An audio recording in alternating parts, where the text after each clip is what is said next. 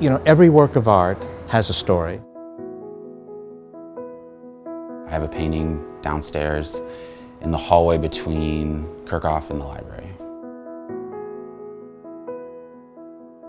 Well, I think that art is culture. Well, specifically in the library, we selected art by, first of all, making sure that we have a good representation of faculty and students and all of those components that we normally place into a building.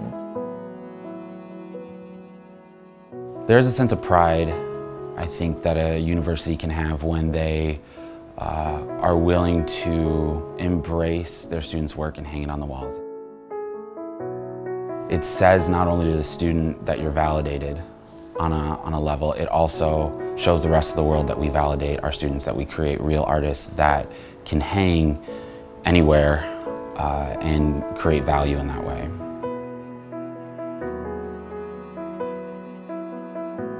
I'm really proud to teach and work in a place that values art, like Grand Valley does.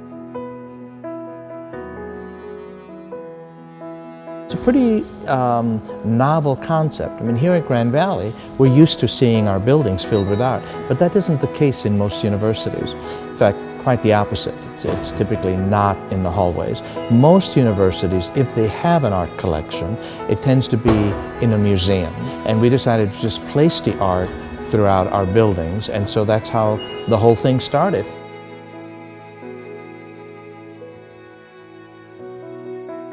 And then what we really wanted to do is not just put art up and be pretty, we wanted you to react to it. We wanted you to interact with it. So in time, and this is now, I think, a pretty steady thing, faculty and students use the art that is on the wall to write poetry, to create dance, to write music, to write an essay, to have a debate, to argue about it.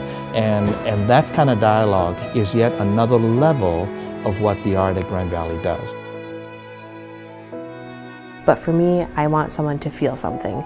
I don't care if you hate it or if you think it's the ugliest thing you've ever seen. As long as I'm making you feel something, that's what really matters to me. Because it's just not a piece of paper on the wall. I want it to give you an emotion.